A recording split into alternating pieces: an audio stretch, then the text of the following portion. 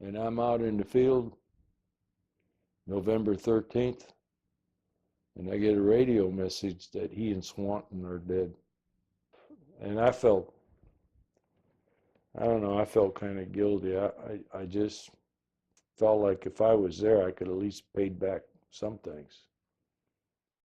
That particular battle, I think on the day that 28 Taliban insurgents killed and one Australian soldier. Could have been a lot worse. And I think getting back to it, I think that caused, even you talk to Mum, when Mum says about it, everybody thought Dad was bulletproof.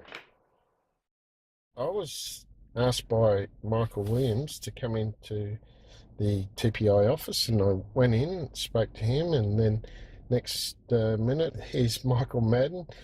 We sat down and both Michaels started talking to me about it and said, look, we'd love you to be on board as a photographer for this book. Well, during the interview process, I basically run a B-roll, and I'm also taking images of people that Michael's talking to. I just get so much enjoyment out of it as a TPI veteran myself. What TPI has done for me and my wife, I feel so humbled to be involved in it. It was only when we received a phone call from then Chief of Army, General Morrison, that he wanted to come and see it. He wasn't coming to just say we were good parents. He was coming to bring some pretty substantial news to the family. He offered it to us and we accepted it, not just for Cameron, but for the regiment. It was the initial decision of our dad to go and do what he did. He could have left Swanton, went undercover. Absolutely. Yeah, it's a cliche. Look after your mates. It's an Australian thing.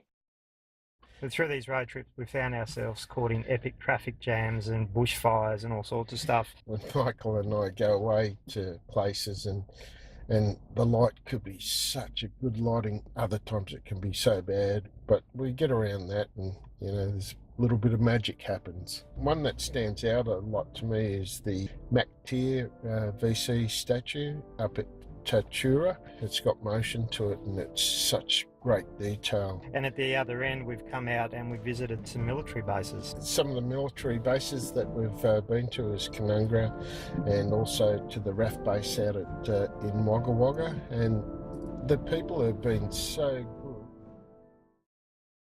And he said, allow me to be the first to congratulate you.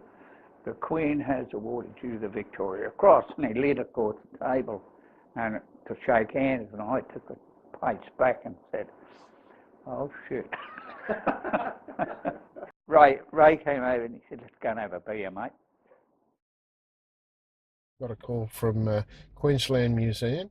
So Michael and I flew up to Queensland and we went into the museum. When he opened up Beetham VC's medal, it was just amazing. And to actually hold it, once I did, I really got the goosebumps all over me. To, go back in time and to hold something so rare, because there's only been 100 of them in Australia. I find that when I hold the medals, I feel a real connection to the man, and you can almost feel the history coming through, and everything that he did is represented in this one small piece of metal. It's quite a remarkable experience.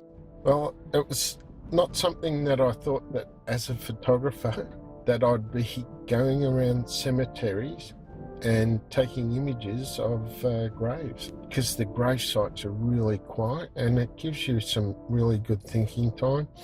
So when I go there, I think about the VC recipient and I thank him for his service to our great country.